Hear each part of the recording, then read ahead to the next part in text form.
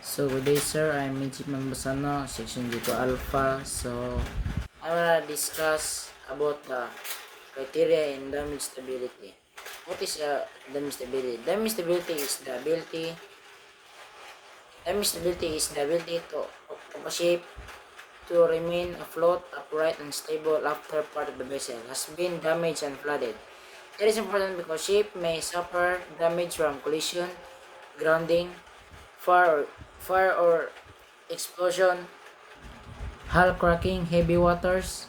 The ship must still survive long enough to protect lives, cargo, and the environment.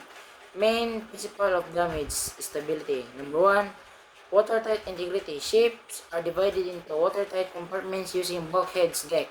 If one compartment floods, the watertight division prevent water from spreading to the intership. Purpose: reduce flooding, maintain buoyancy, keep the vessel stable. Number 2, reserve buoyancy. Reserve buoyancy is the watertight volume above the waterline.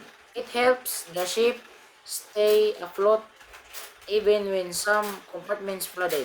Greater greater reserve buoyancy means better survivability. Number 3, flooding.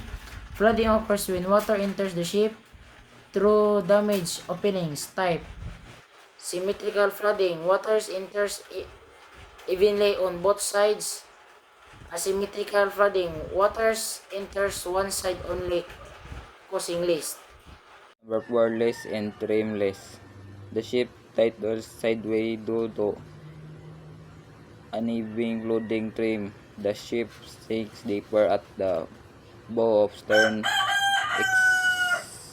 Excessive less to trim can become dangerous and may lead to capsizing. Number 5.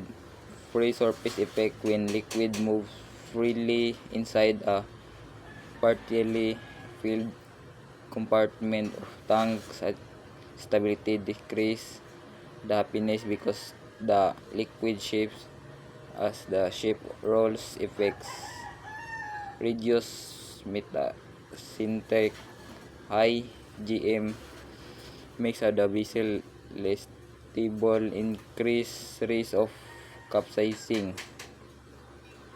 Number 6, stability.